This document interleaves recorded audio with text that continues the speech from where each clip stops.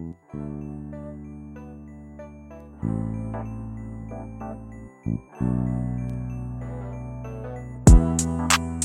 to be a hustler. I used to be a runner. Came from the gutter.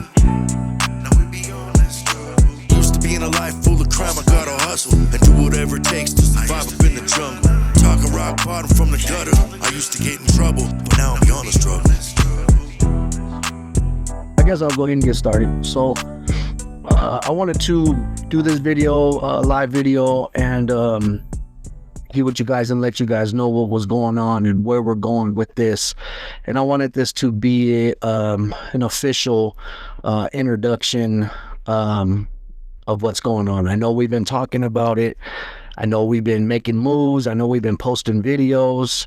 But you know, this is just the beginning of where we're gonna go with this, you know, and I really feel good about it.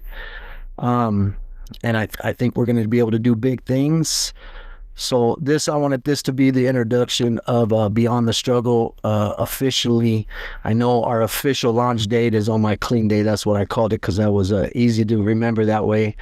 And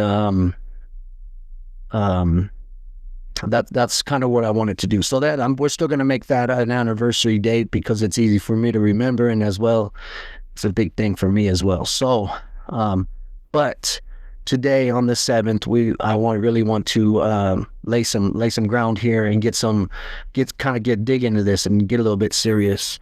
So first and foremost, my name is Mark, as you know. Starcevic's my last name.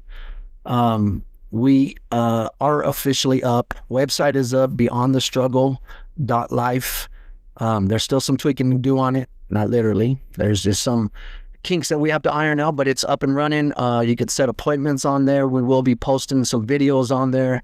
And what I'm gonna do with the permission of everybody that we do record, is I'm going to ask some of the people if they don't mind, we just switch out some videos on the website. I think that'd be good for the people that just shoot to the website, because once you Google it, and we get some traffic going there, once we get some traffic going there, you know, obviously they're just going to skip this, because some people don't really mess with Facebook, which is weird. So what I want to do is to let you know that the website is up. It is beyondthestruggle.life. My brother Henry thought the life part was really cool, so that's where we went. And so that's up and running. Also, I want to announce that we are legit now. We are registered, state, federal, everything. We are up and legit. This isn't some backdoor camera and a couple $40 lights. We are up and legit. We're doing this. So that's why I wanted to announce that today. We are, as of yesterday, we are legit. Everything's legit. We're going to keep pushing. We're going to start making some things happen. I've been talking to some people. They've been coming through for some. We're going to do some fundraisers. We're going to get some resources up there. And that's the other thing, is on the website, we don't have, I have a section for resources, but I don't want to half-step. I want to at least put a handful of resources before we just step into it and just kind of you know, throw up whatever. I want a couple of decent ones, at least for our local, and then I'm gonna put up a couple friends on here. I have one particular friend, I won't mention any names until we get to talking, but she's gonna give me a nationwide crisis line, stuff like that. So that'll be good. So we'll put that up. We'll put some local stuff for here, and then we're gonna focus. I'm gonna see if I can get somebody to help me with the website, and maybe I could start doing the state by state. What I want to do, if you guys, you know, for you guys, this is, you know, if you want to be part of this is what I'm reaching out for you. This is the videos that I've been doing constantly every other day or twice a week. This is what I've been doing it for, is because I'm literally reaching out to you to ask you for help for any kind of resources that you think that would save somebody's life. I have no problem posting it. I have no problem pushing it. I have tons of people on here that are willing to do the same, you know, and you know, so I'm going to be doing my homework as well. And again, I want to remind everybody, I I do this because this is what's in my heart. You know, God has blessed me with this feeling this. I'm tugging on my heart, so that's why I want to do this.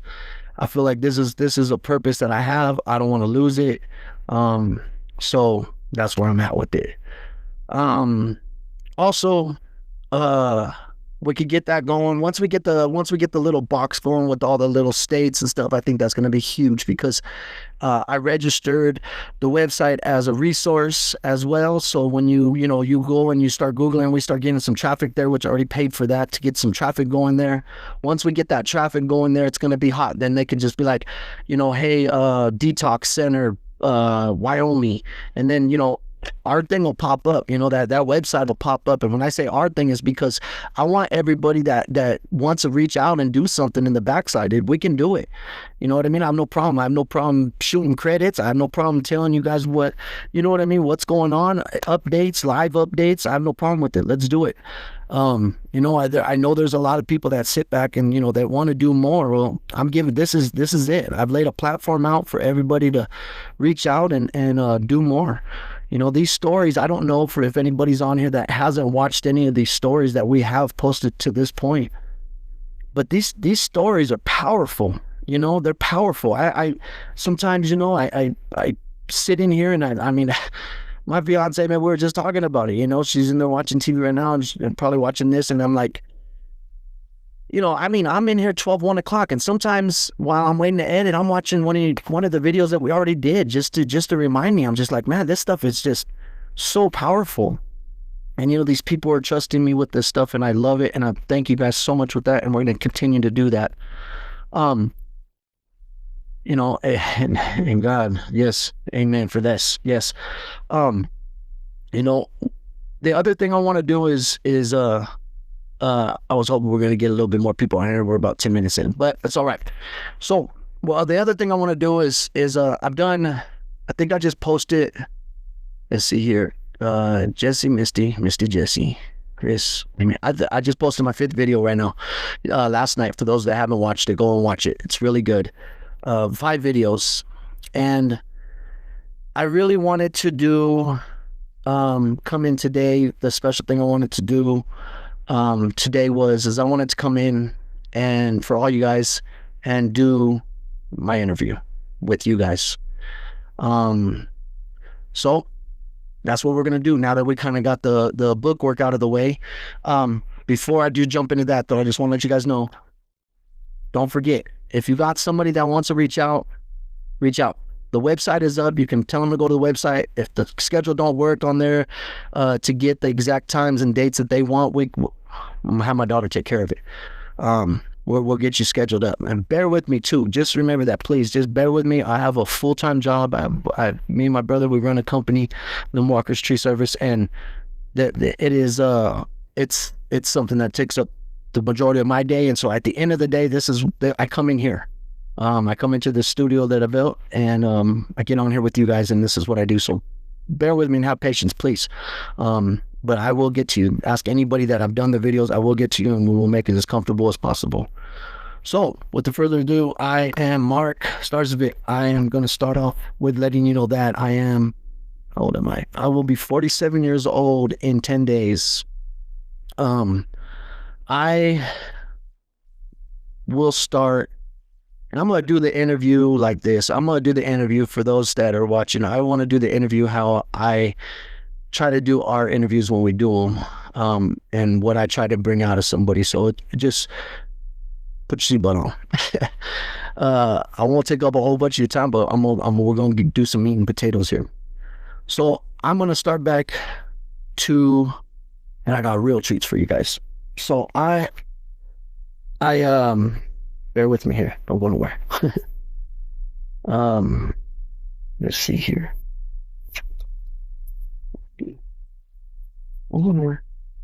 Oh, so like I said, I'm gonna start off from when I can remember. How's that sound? Further back as I can remember, I was probably 5. I had very little memory when I was before 5. I don't know if any of you do, but I started off. I'm gonna start off when I was about 5. I think about 5 years old. So these are pictures. I actually got some stuff together for you guys because that's how much I love you guys. And again, God has put this on my heart to do it like this. So thank God, because uh that's where I'm at right now. So I'm gonna share with this. Don't laugh. This is serious business, okay? These are pictures of me when I was a baby. That's my uncle. That's me and my uncle's lap. That's his girlfriend, and that is their baby. Okay? This is my grandma and me when I was a baby. See the bar in the background?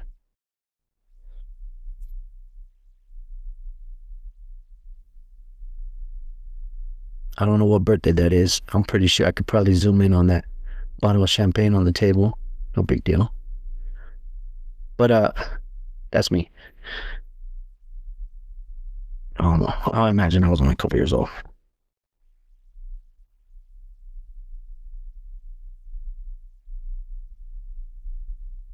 My uncle and me. Okay. So that was when I was a baby. I don't remember any of that. I do remember living with my grandma when I was a baby. I do remember that. The reason I say I remember when I was 5 is because I do remember leaving my grandma when I was about 5 years old. I want to say my mom came and got me. Obviously, to this day, I know why, and we're going to share that later. But my mom came and got me. I have one brother. It was me, my mom, and my brother. And my brother, I believe, is 11 years old or 12 years older than me, something like that. Let's see. So I was 12, 20. So he's like 12 or 13 years older than me, something like that. About 13, I think. So when I was like 5, 6 years old, my mom came and got me. And let's see here. My mom came and got me. And I remember about 5, 6 years old, I would go back and forth to my grandma's. And the reason I remember that is because I always remember them fighting.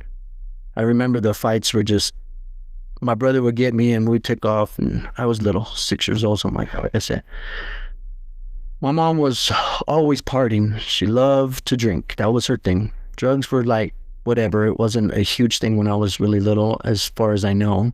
It wasn't in front of my face at that point. They smoked weed and they drank. That's what they did. My brother, well, at this age, I just remember he just smoked weed, and drinking really wasn't a big thing for him. At least he didn't drink around me. I don't remember that part, or maybe I blocked it out. But we were so poor, and my mom wanted me so bad that I remember living out of my mom's car. And I remember that my grandma and my mom would fight.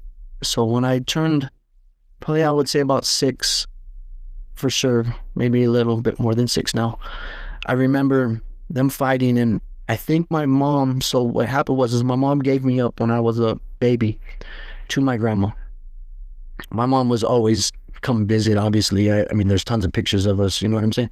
I've a handful of baby pictures I'd seen there, all from my grandma, all at my grandma's house, all with my grandma, all the way until at least like 2, 3 years old.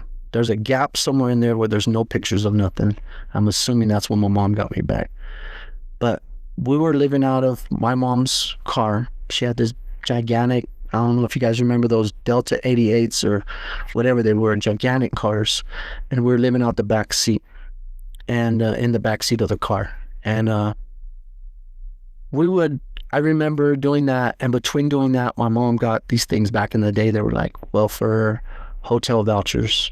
And I know this stuff now, obviously.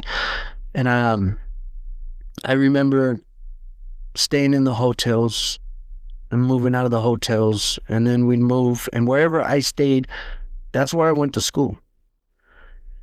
I would go to school for a little bit, make a couple friends, and then we'd have to move or go somewhere else. And I was doing an interview with one of the, I think it was Jesse. I think I was doing an interview, and his interview, I mentioned it at the end. I don't remember really good days with my mom at those times, because I remember being so sad all the time. I do. It was a sad time because I hated making friends because I didn't get to keep them, you know? And my brother was like my father at the time.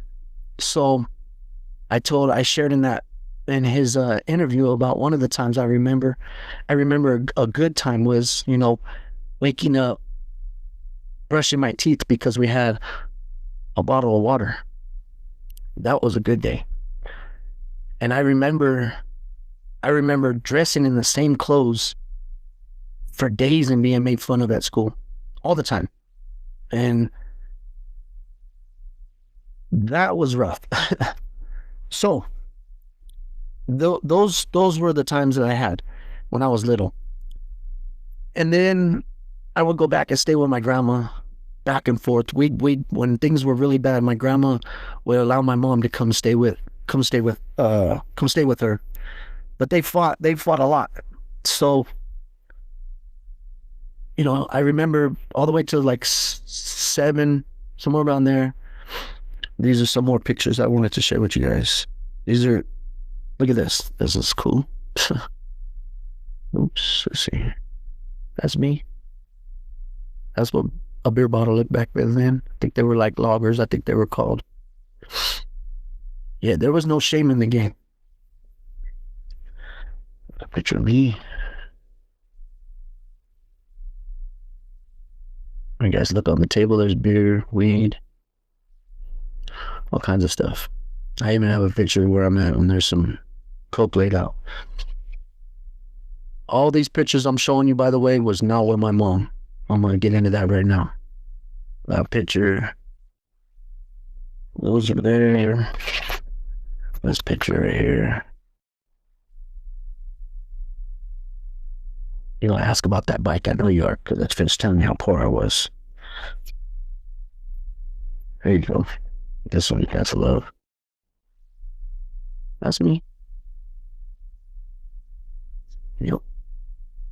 So, in these pictures that I showed you there, my stepdad, that's a picture of him. I don't know if I could get it in there. That's a picture of him. That's a picture of my grandma. Pretty sure she was on something. I don't know, but this guy's name was John. Outside of the guys that my mom was with, as you can see the smile on my face, he was probably one of the coolest dudes my mom met outside of her last husband.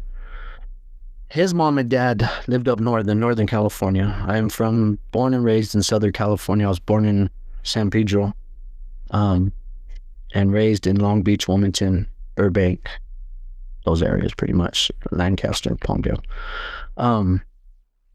But this guy, his parents lived up north in Sonoma. And I remember one particular year, this year, I don't know, you can assume how old I was there. I don't know, 6, 7. Things were really bad for us. And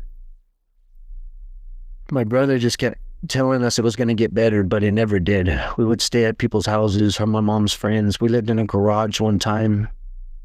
I mean, we never slept on the street, I'll tell you that much. I mean, we always had shelter. We lived in the car. We lived at a friend's house. We slept on couches. I slept on the floor in many rooms. And this guy, my mom meets this guy, and instead of sending me back to my grandma, she sends me up to his parents' house to stay with them for a whole summer. And I can't tell you I remember anything. I remember going to town. I remember certain events, going to town with his dad and him getting a haircut and just little stuff, going out picking strawberries, stuff like that. Somewhere along the line, I ended up going to school there, right across the street from where they lived. I do remember that. I went to school for 3 weeks. I'm going to say it was 3 weeks because it was really short. I know that. Couldn't tell you exactly because I don't remember, but I do remember it was very short. And my mom came and got me. So again, I met friends, got situated, and got moved out again. They took my brother in there too to put him to work. So that was ugly for me too, because I hadn't been away from my brother. My brother has always been in my life as far back as I can remember. And so now I'm like about 6 or 7. We're still doing our thing. My mom is drinking out of control at this point in my life that I can remember. And when I say out of control, I'm talking about like when we would stay in the car, she'll park at the bar. That's where we would stay. Um, then from there, we we would leave. We left from there, and I remember a few key points in my life that we stayed with a friend of my mom's in the projects. They were in Long Beach called Carmelitas. So I can't remember times in between these times. They were so blanked. I imagine it's from being jacked up in my head. I don't know, but you know, when I did these interviews and I hear this stuff, I'm pretty sure that's what it was. We stayed at a friend's house in Carmelitas. Her name was Debbie, and we were there for a while. I remember sleeping on the floor, sleeping on the couch. My brother and my sister-in-law, and I remember these times because again, these were the good times. You know, we had a roof over our head. I don't remember going to school there. I don't. I don't remember going to school that whole period of my life. And I remember having to leave there because my mom's friend committed a robbery, and it devastated everybody, so everybody had to leave. So we left there. I don't remember where we went from there. I'm gonna try to remember, but I don't remember having a roof over my head, like a real downright roof, until I think we lived in Burbank.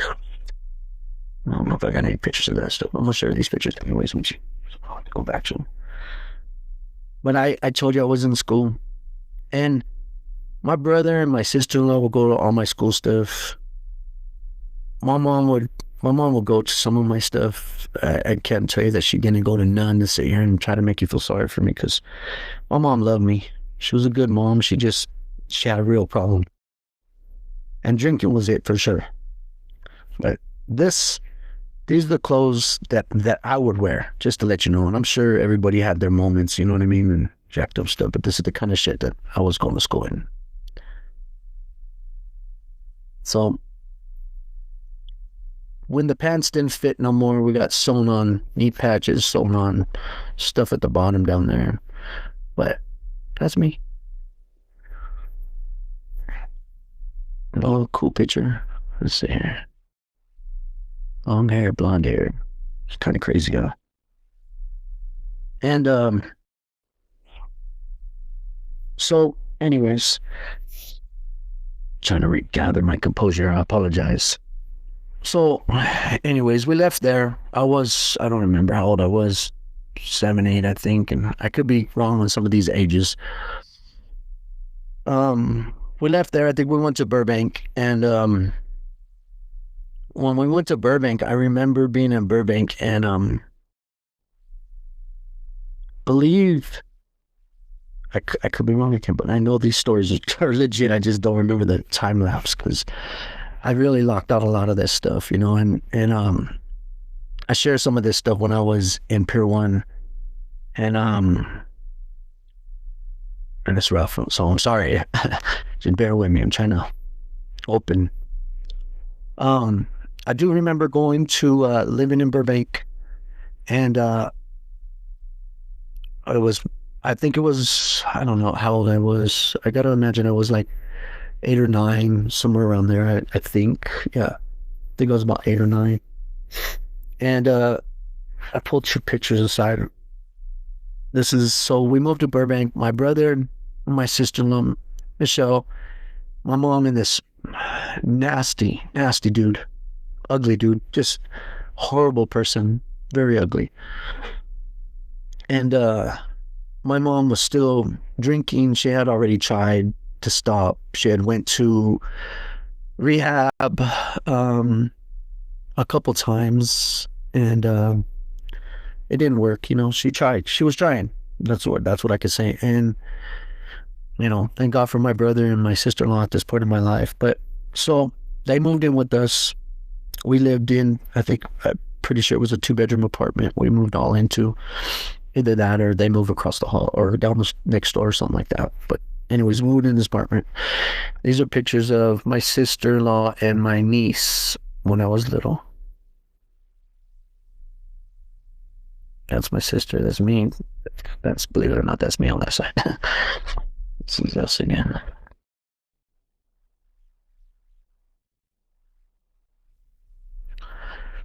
And so that was in Burbank. So I asked my sister before I went on to here, asked her how old those pictures were because I wanted to use it for a reference for my timeline. So I believe she said I was like 8, somewhere around there, 7, 8. We got there. And again, this was a great time in my life because we had an actual place. My mom had the worst taste in men, though. They all were alcoholics. They all drank. They all had something nasty about them, except that dude I talked about earlier. And again, my brother stayed right by our side, and my sister-in-law too. And I went to school there, and that was pretty cool. I think I think we were there for at least a year. I imagine it wasn't very long though. And then from there, I think we moved from there. I think we moved into Wilmington. Now, my grandma lived in Wilmington, and there was 2, 4, 6, 8 duplexes. There was 2 together in each one of the on the street. So there was 2 in the front on this street, which was faced this way, and then down the street this way. I think there was 2, 4, and I think there was 6 going down this way, if I remember. But at this point in my life, I left out a detail, very important. My brother went around then, I believe, and I could be wrong, and I know my sister's watching this. I could be wrong, and I'm sorry if I'm wrong. Um, got I'm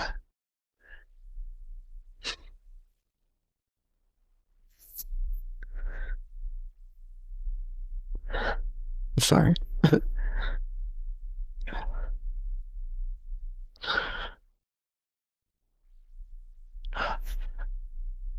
All right, I could do it. My brother got AIDS. He got some bad blood. Mind you, this was the 80s. I believe it was the mid 80s, something like that. Um, and it was devastating for the family, as you can imagine. Um,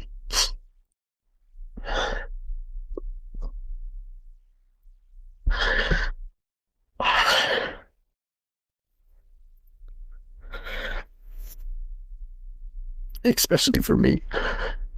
I know it's hard for my family and for my sister-in-law and everybody else. My mom, obviously, but my brother was like my dad, and he checked my sanity as a little kid, if that even makes sense. No, I never understood a lot of stuff that happened in my family, but he always made it make sense. I'm sorry, fuck.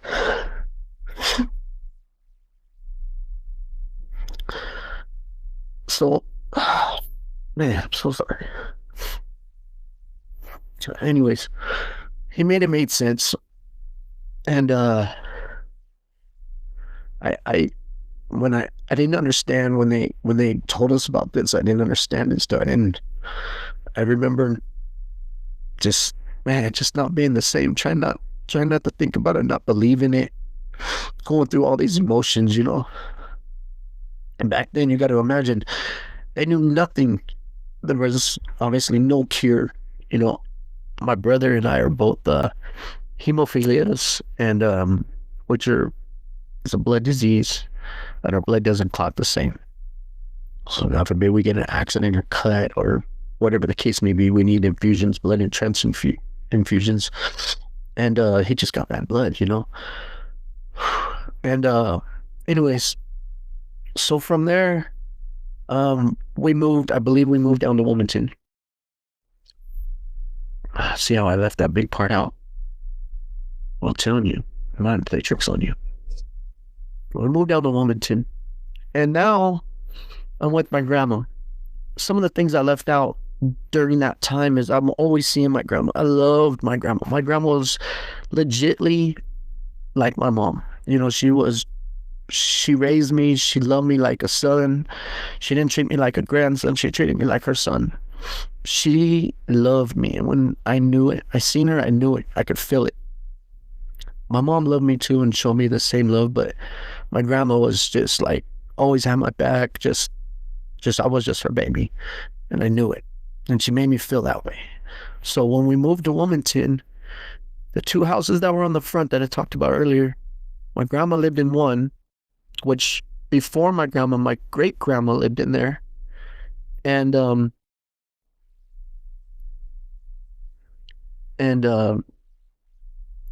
the corner, my I lived here. We had a neighbor, and then my brother and my sister-in-law lived there too, two doors down. I mean, life couldn't get any better to me in my eyes. You know, we had a house, like a real house, lived by my grandma, and my brother's living next door, two doors down. You know, when times were good, I'm not gonna lie, things were good.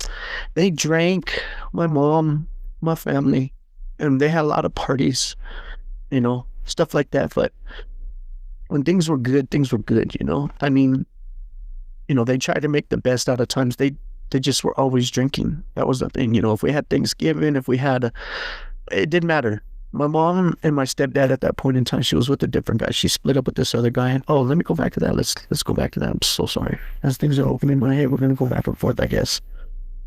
Well, before we left Burbank, that guy that was talking about, that nasty dude, my brother and my sister-in-laws, they move. I'm not 100% sure. I can't remember where, but anyways, we moved downstairs to this place, and I think they were still living there because my brother chased the guy. And I remember I slept in, by the way, when we had a house, I always slept on the couch. Well, but it was a blessing. I never had my own room. Never. Not one time. Anyways, my mom, I'm in the living room and I hear my mom scream this wretched scream. And I look and this guy just comes barreling past me, running past me out the door. Whew. My mom comes out and her eye is hanging out of her face. And I didn't know what to do. I mean, obviously I'm little, I have no idea. And so that was their separation to get to that point. I wanted to tell you, that's how they separated. And I remember seeing that, and that was like, what the hell? Insane. So back to Wilmington. So now we're back in Wilmington and living there. Life is good because when we have family functions, they're making it good, you know? We had my stepdad, he was this new guy that she met.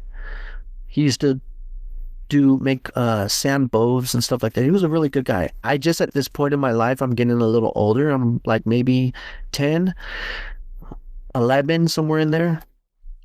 This is a picture of me then, so you can kind of figure it out. I guess I'm about 11, probably. Something like that, 11. This is my mom made me wake up at 6 in the morning because she was leaving to Texas to take a picture. God forbid something happened, she said. But we would have these, just, summers were just awesome. You know, when it was good, it was good. When it was bad, it was bad. Like when they would drink, they would fight, throw stuff at each other, like fist fight, pull out knives. It was bad. And I'm not talking about this as like, oh, once a month. No, this was like every other weekend. It was fighting, pots and pans, stuff being thrown. Like it was like that. I would just usually take off to my grandma's house, which she lived next door, which was cool. And usually my stepdad at that time caught the brunt of everything. He was just a good guy and he just got his ass kicked all the time. I'm sorry for cussing. Um, but my stepdad built this grill in the backyard. Like he was really super handy. And he built this barbecue grill. And if you can imagine, he put those cylinder bricks and then the refrigerator grates across it, and just it was really cool. Like he would cook for all of us. He was a really good cook. Between that, so this is a picture that I really like of my mom and my brother.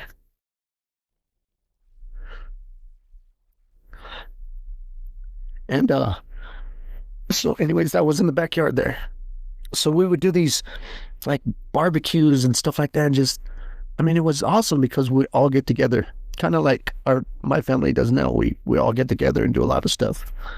And this is another picture of my brother, my sister, and my grandma. That's in the backyard as well. That little girl is my niece. And mind you, I'm gonna get to that point right now. But this is the front yard, kind of stuff we would do in the front yard. That's my friend Jesse in there, me and my niece. My niece, she loved this scooter. I gave her this scooter. And while this is going on, there was a lot of crazy stuff going on with everybody. You know, I had to take care of my niece, and my brother was sick, and as he got closer to getting sicker, it got really hard for everybody. Um, let's see here. I put some pictures aside for you guys because it's hard. These are some pictures of my brother. Um, he was already sick in almost all these pictures. So the picture of him. That's a bed on the floor in their house. He was pretty sick already there. This is our backyard one, and these like I said, these are. I remember this place so well because we would. It seemed like every weekend we were doing something, barbecue, but getting together though, and it was just a good time. That's my brother and my sister-in-law, and that girl right there on this. Oh, I'm sorry, on the other side is Debbie, the one that we stayed with, and Carlinas, my brother. He was super sick in these pictures.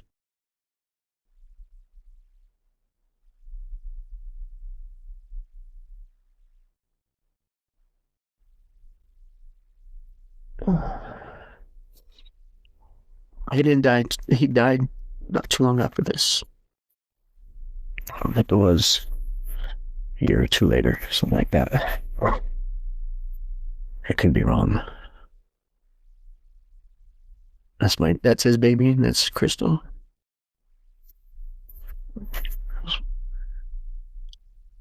Got that Batman sweater on. Me and him. Me saying bye. That was at my grandma's house. That mirror that's up there in the corner up there, I have in my home still. That's at my grandma's house. That's me telling bye. Um, let's see. I have to share a few of these with you so you could get a feel of who I'm talking about here. This is a cool dude. That's him with his baby. He was super sick here. This is him as a kid.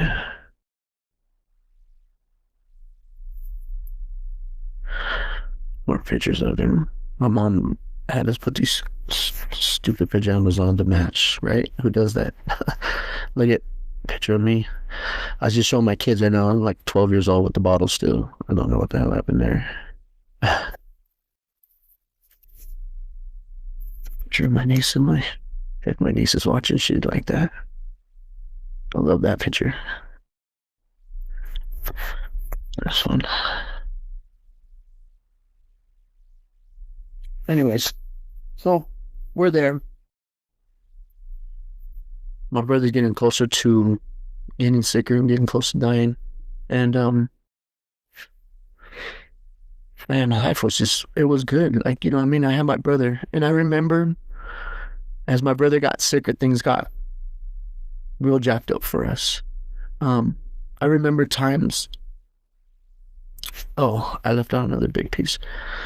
When I was little, I remember. I shared too. I remember when I was about 6 or 7. I remember smoking weed. I remember distinctly about that, and I remember snitching on my brother, cause I don't know, but my brother did get me high, smoking weed. I was young. He got his ass kicked for it a couple of times, and anyways, forward back when things were getting bad, my sister-in-law and my mom and well, not my stepdad, but the three of them, my brother, all of them would either drink, do pills, do whatever pretty much they get their hands on, and everybody that was coming to the house at this point as my brother was getting sicker. I remember almost every day, one of my biggest, craziest memories is I remember every day where we lived at. In the back, there was a garage, and they rolled the dumpster into the garage. I don't know if you've ever seen those. They roll the dumpster into the garage, they close the doors, and then that's where you go in and dump your trash, and then when they come dump it, they pull off the trash can. I remember going in there, and my brother had this catheter thing in his chest because obviously he couldn't do all the stuff, all the medicine that he had to do in his veins. And I remember going back there pretty much around the same time I get home from school, and we'd eat if dinner was made. And I go back there and I dump the trash, and my brother would meet me back there quite a bit. And I remember going back there, and when you walk in, you would turn, and you know where the door frame is, there was a piece of wood up there. And I remember my brother kept his stuff up there, like his whatever the hell he was using at this time, and I'm pretty sure it was his pills if I remember. And I remember I would stand at the door while he would shoot up. And it wasn't something that was like huge for me to sit back and be like, this is wrong, because I didn't know right and wrong, obviously, at this point in my life. But I love my brother so much I would have did it 10 times. It didn't matter. But I know everybody was doing their thing, but I know that they didn't want him to be doing extra stuff, is what he used to tell me, is because, he was dying and they wanted him to be around as long as he could. But I remember being back there, keeping point, watching, make sure my mom and my sister-in-law and nobody else, because we shared that trash can with other people, making sure that they didn't come back to why he shot up. And sometimes he'd be back there for a hot minute afterwards, and then he'd go back home. I'd go back home and act as if nothing ever happened. And when he had his good days, he'd come get me.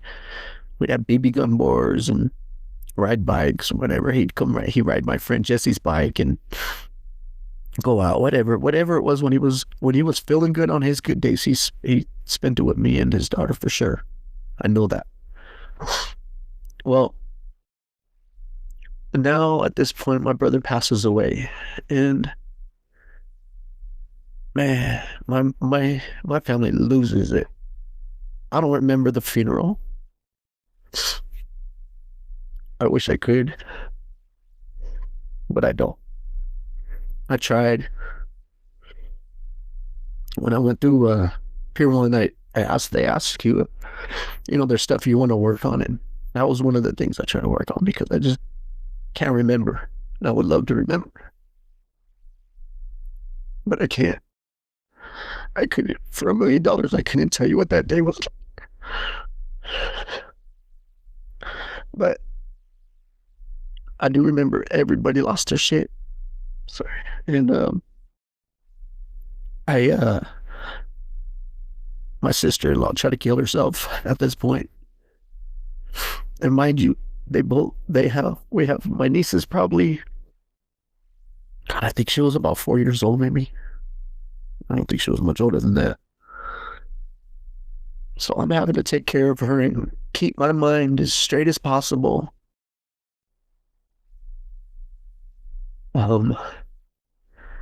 It wasn't happening. My sister-in-law tried to kill herself. She didn't. Obviously, she tried. And I don't even think it didn't seem like very much later, like maybe a week or two, my mom tried.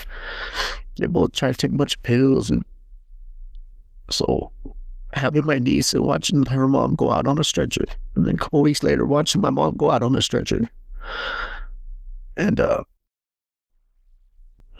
don't even know, you know what I mean? Like, I don't know if you can imagine where that's at. You know what I mean? I'm not doing no drugs at this time. I'm not even sneaking drinking. I smoked weed a couple times with my brother, but it really wasn't my thing. I didn't even like it. I did it because I was able to spend time with my brother. And he would like just tell me stuff that was on his mind.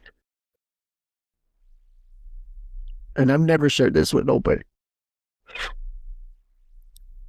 But I remember one time, well, a couple times, he took me to the spot where him and my sister-in-law got married up in Portugal. And I remember sitting by this tree and him just telling me about how he wasn't scared. And he just was tired of being sick.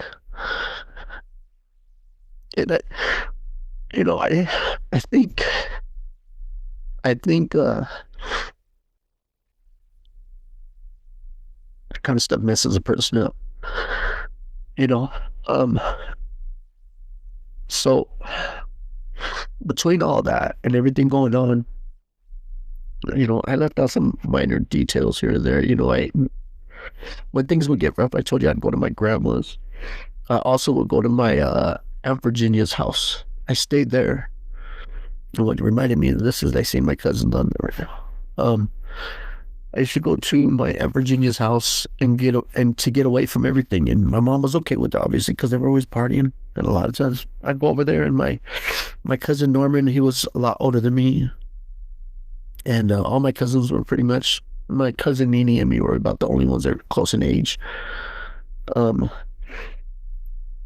and I remember going over there, staying over there when things were bad, and then I'd cruise over to my cousins, Nene and Laura's house. He was my cousin Tony, but I always called him my Uncle Tony.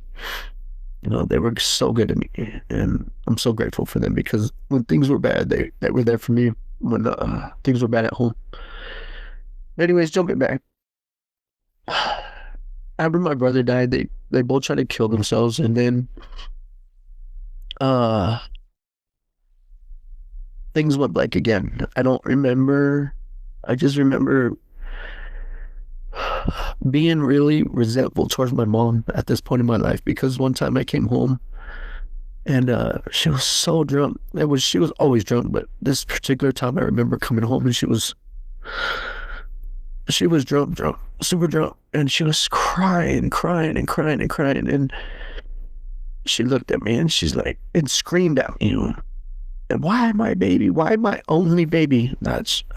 Man, that shit messed me up so bad. I took off out the back door, went to my grandma's house, and just stayed there for like days, because I got tired of hearing it. God has blessed me, I've never lost a child, and I couldn't ever understand that pain, but I never understood the pain that, you know what I mean? Like, I don't even know how to explain it if it makes sense. I'm trying to say it. Like, it jacked me up. Her always, that was when she would get drunk, she would just always scream that, my baby, or my only baby, and just like, fuck, that shit put a damper on my party pretty quick. So,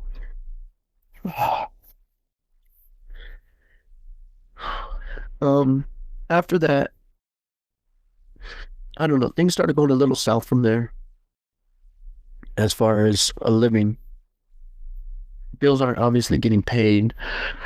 We're trying to function as a normal family, but it's not happening. This man was the glue to this family. And now that I'm older, I realize it. And so anyways, they try to hold together. We end up I'm getting into some stuff now at the time, trying to learn the neighborhood stuff and figuring out what gang I want to be in, that kind of stuff. I'm not too sure yet where I want to go with my life, but I'm literally working on it. Still not doing any drugs at this point, you know. I'm smoking a little weed. I don't know, maybe having a beer here or there. But and when I say little bit, I'm not even like it wasn't my thing. I never tripped on it. So now when my brother passed away, I was probably like 12, I think. I think I was about 12. He was, I want to say, and my sister-in-law's on here. I want to say he was like 24. Because right after that picture I showed you with him, I want to say he was like 24, something like that. 24, 25. He passed away, I think, right before his 25th birthday, I think. Um, anyway, so now my sister and them, we go up into Lake Hughes, which that's where we used to go camping as a family, which was really cool every now and then. It was my stepdad's idea, and I told you that dude was super cool with me. I just didn't respect him because I didn't like anybody to be with my mom at this point in time because I thought they were all just losers, and they all drank and they didn't have nothing to offer. So, anyways, we move up to Lake Hughes. I'm like 12, 13. We move up there. We move into a house. I'm back on the couch again. Things are going okay, but 12 days before his 24 year. Yep. So it was 12 days before his 24th birthday that he passed. Anyways, we go up to Lake Hughes, we get a house. We move into this house, and nice big house too, like right in the center of the town. I sleeping on the couch. Nothing stops. Everybody's still partying. Everybody's still drinking and boozing and drugging, whatever they could get their hands on. My mom really wasn't a huge like crackhead type of thing. My mom was an alcoholic, and I mean, she was the epitome of alcohol. I'm not even joking. She was a poster child for it. Man, that was too much crying for me. I'm sorry. Anyways, so we stayed there. We had a shed outside, I remember, and I remember convincing my stepdad to let me move outside into the shed because I just, I'm a teenager. I want some privacy, man. He convinced my mom to move out there. The floor is cold concrete, but I didn't care. It was mine. Like, I have my own room. You know what I'm saying? I mean, it was cool. It worked for a while until winter came. Then I'm back in the house again. Things are good for me. My mom and my sister-in-law and the rest of my family still going through it. I'm blocking stuff out, trying to focus going forward type of thing. And I'm going to school. My niece is going with me at the time. That lasted a while. And then my sister-in-law, they left, I believe, they went back home. And we ended up staying there. So when they left, I believe when they left, I got a room briefly. That didn't last very long. Because again, we didn't pay the rent. But at this point in time, as soon as my sister-in-law leaves and my niece leave, I start getting in trouble. I start just running amok. I'm going back down to Wilmington, to my neighborhood, and just, I'm just running amok at this point. I'm still not doing drugs, but I'm on one. I'm mad at the world. I remember just being so mad. I never disrespected my mom, though. I'll let you guys know that. Never, ever once did I ever come outside of her name, which was mom. I never yelled, raised my voice to her because she'll put hands on me. I got my ass handed to me quite a bit as a kid, and so did my brother. More than we should have. We weren't abused children, but it wasn't like a spanking, go to your room. Obviously, we didn't have a room. It was, an ass whooping. My brother used to get beat with the damn plastic hangers. And when he got older, I seen him get hit with an iron. I remember being slapped multiple times when I turned 12. One of the times in Wilmington, I remember getting punched in the back of the head. So these are the times. And then when we were in Lake Hughes, things didn't change. It was like that all the time when she would get mad and drunk. And one time I remember telling her because she was still going through it with my brother, and I just didn't understand. It's just like she just didn't want to heal, like didn't want to move on, didn't want to, just wanted to keep pulling the scab. And I couldn't take it no more. I didn't want to think about it no more. I was over being sad. I was over being mad. I didn't understand. And I remember one of the times I told her, it's like, that's enough already. And that was the last time I ever said that. She threw a candle, one of those candlestick holders at me and hit me right in the back. And I remember, I don't know why, it probably didn't hurt bad as I made it sound, but boy, it dropped me to my knees. And she never did something like that. And anyways, I just looked at it different now. I started going back to listening to that voice in my head saying, she didn't care, you know what I mean? Like her only son died, and those times were just all in my head. Like I couldn't shake that. And I worked this when I went to the program, through Pier 1, and I know that was a big pivotal moment in my life. Couldn't shake it, you know what I mean? Obviously, to this day, I still couldn't shake it, you know what I'm saying? But anyways, we lose the place. So then we go into this smaller place, if you can imagine. And when I'm going to describe this place to you, you walk in. I wish I would have found some pictures of this place. I remember when you walk in, as soon as you walk in is the kitchen. It's not like, oh, there's the kitchen down there. As soon as you walk in, it's a studio. So when you walk in, there's the kitchen. To your left, 4 or 5 steps is the bathroom. If you turn right, there's a piece of the living room, and then there's a little spot for a bed. That's what we moved to because we couldn't afford the other place. So my mom and my stepdad got the bed. I got the couch again. What? No, that's not happening. That's where I was at. I'm done. I can't do this no more. I'm out there running the streets, coming in late. And I meet this guy. I'm getting into bad stuff, and I'll get into that right now. I'm getting into bad stuff. I'm like 12, 13, somewhere around there.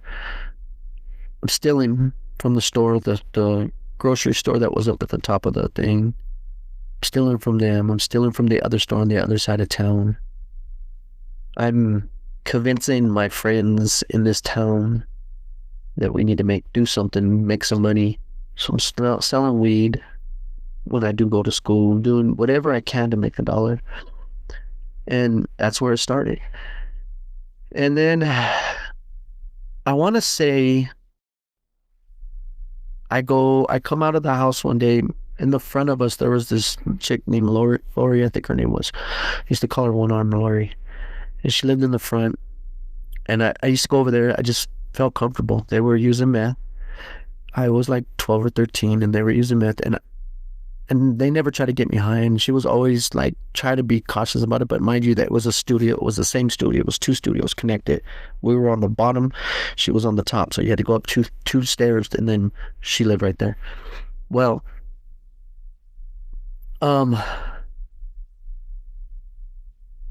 I turn around and I'm hanging out there all the time. And one time I'm like, hey, what's this? what you got going on here? She wouldn't, she never gave it to me. She really didn't. She tried her best. And I'm going to say about a couple of weeks passed by, but I'm staying at Lori's house next door, or we're at my friend Everett's house. I stay there quite a bit. Him and his mom, they let me stay there sometimes. And my mom was like, as long as she knew I was safe at this point, she didn't really dig in my butt too much. Well, this guy comes in out of prison, parks his trailer at where we lived, and his name was Monkey. And I meet this guy and at Lori's house one of the times, and I go in. He tells me coming to hang out in his trailer. Older, these guys, I'm like 13 years old, 14 years old, I want to say at this time. These guys are grown men, dude, grown women. I have no business being around these people. So I go in his trailer, hanging out. I feel just comfortable. Like I said, I'm just selling a little bit of weed. I'm stealing stuff, selling it. That's how it started. I go in there, and this guy has a lot of drugs at this time in life. And I'm just being honest with you, he's passed away, so we'll say what I say. If nobody else likes it, screw it. It is what it is. Um, so they're laying out these lines on this table, and I asked him, I was like, hey, you think I could try that? Because Laurie wasn't giving it to me. And he's like, no, you don't want this type of thing. Like in the movie, you don't want this. It's going to make you feel good. It's going to make you forget all your problems. He didn't really push too hard. So I ended up doing the line. And it was life-changing for me. Because every pain and every single thing I could remember was gone. I didn't care about nothing. And I remember from that moment on, it was like it switched on this ugly hustler switch in me. And some people, I always say it, some people are born with it, and some people try to buy it. Well, I was born with it. And so I had a plan, and my plan was to leave this house and go. So 2 days went by. I'm up for 2 days. And I distinctly remember it was 2 days because I told the guy, I was like, I can't go home like this. My mom was going to beat this shit out of me. 2 days went by. I had been up for 2 days, and I finally felt enough to be able to talk. First time ever doing it. And I walk in, it's like 10, 11 o'clock. My mom's had a salad. And my stepdad and her already had beers open. And it's like 10 o'clock, 9, 10 o'clock. I walk in, and they're cracking jokes. Look at the cat drug game. And I said, I need to talk to you guys. And I looked at my mom. I said, I can't do this no more. I gotta go. Where are you gonna go? I don't know, but I'm not gonna do this no more. I can't do this. I can't be at home no more. And from there, she's like, there's nothing I could do to say to stop you.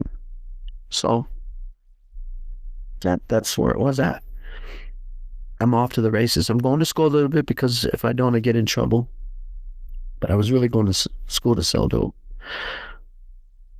I was a horrible person, and I see it now. I mean, everybody says, people have their own decisions when it comes to using. But I wasn't a Lori. I didn't care. My friends wanted to didn't use. I was going to get them to use, and I got everybody in that town strung out. And it must have been 20, 30 kids out there. And I got them, every one of them. It was bad. I repent that to God.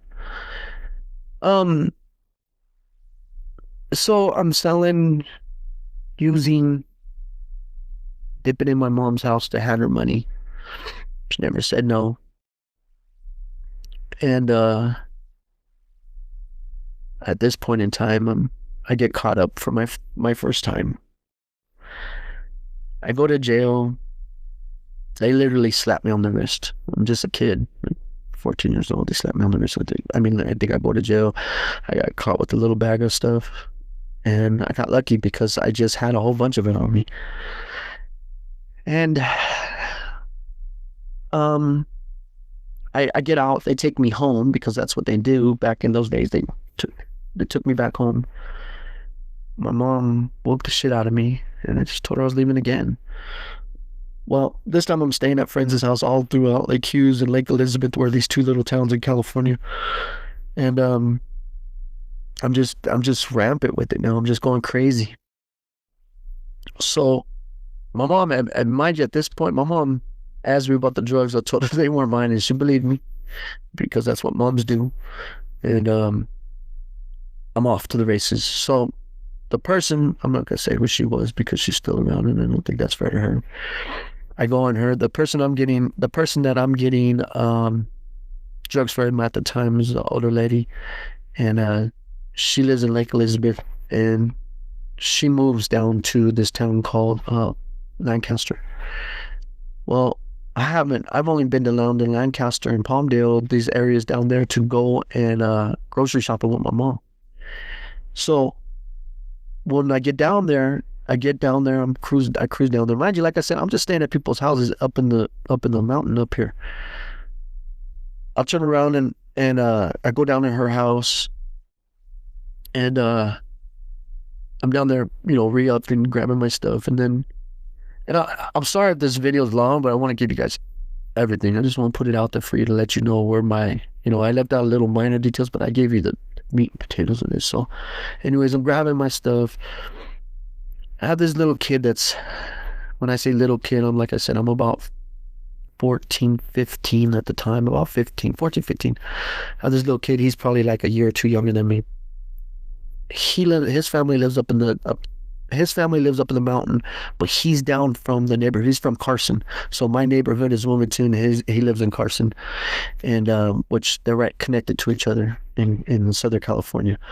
Anyways, I met him. I called him my little cousin.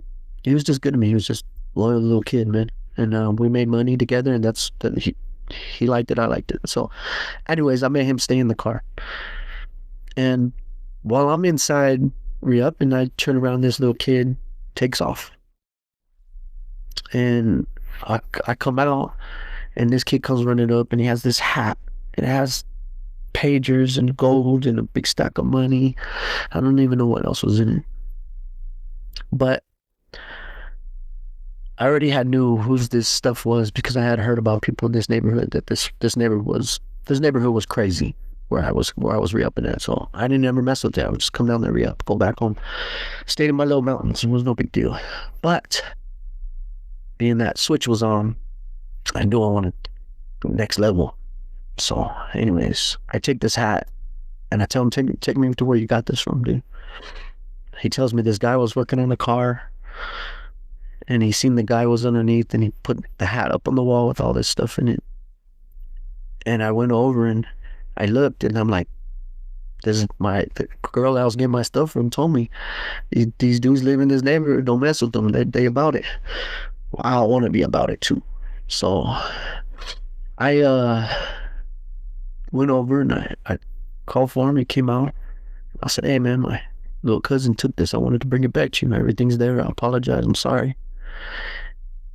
And to this point in my life, I had known that, and my brother taught me this too, is respect is everything. And when you're giving it, you're gonna get it.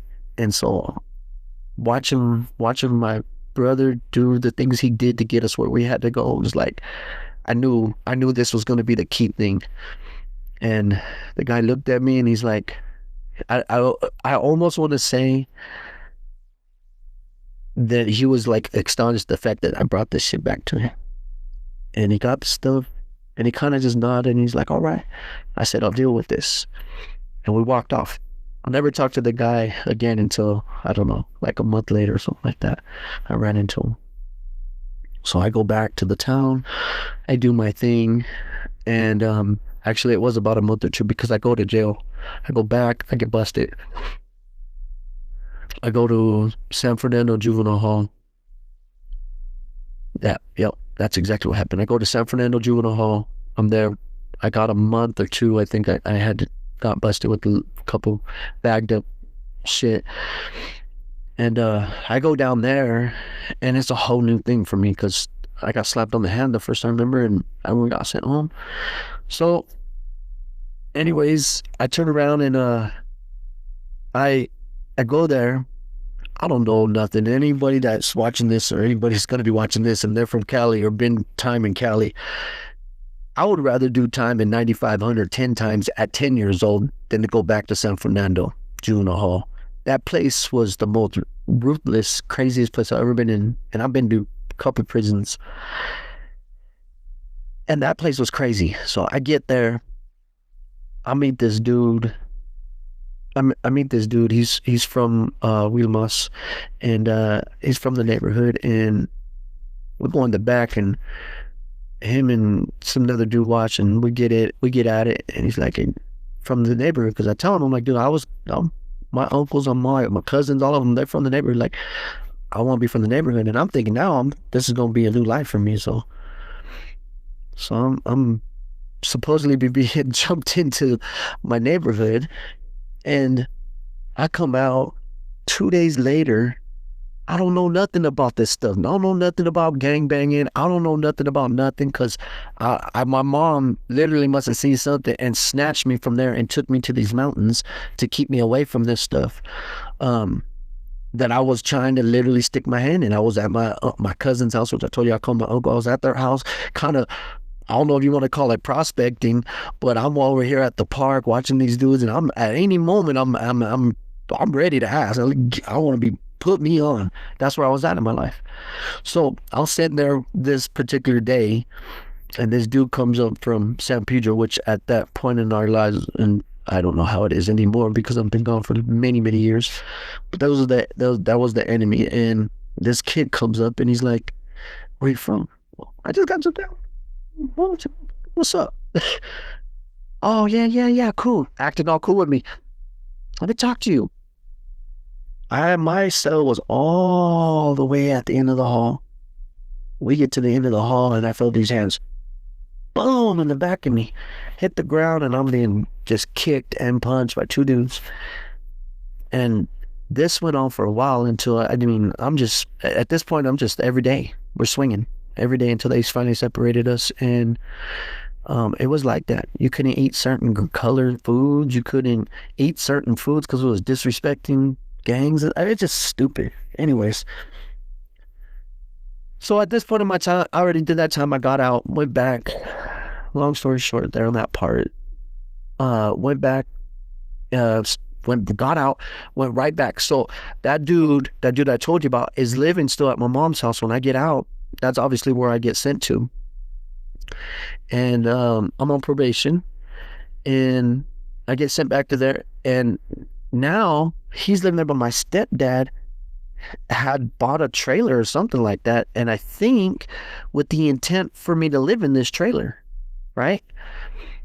And I'm like, I don't even want to live there now. I don't even, man, I didn't want to be home. So I go, I re-up, do my thing. And you talk about brokenhearted. My stepdad was a good guy, and I didn't realize it then until it was too late. You know, he ended up passing away years later. But I was in the trailer, and me and my friend are in there, and I'm chopping up lines, and he walks in on me because this is what he liked to go in there and drink. There was a stereo. He'd go in there and drink to be away from my mom.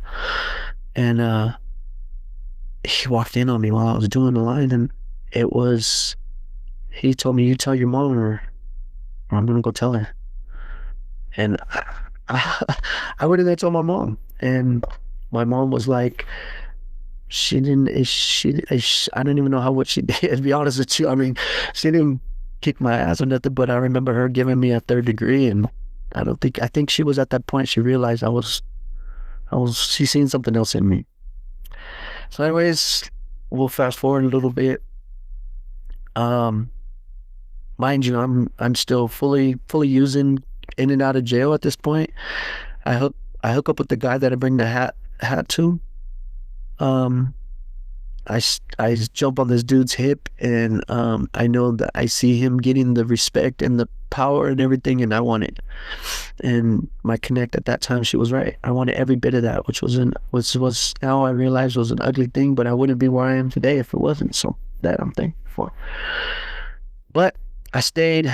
I went to jail a few times in between there. I'm living out in Lancaster at this time. Now I'm fully down. Got this corner, what they call the corner house. I'm living there pretty much, and that's where I'm coming. I got that spot pretty much on lock. People coming in and out, raids happening at least once a month. And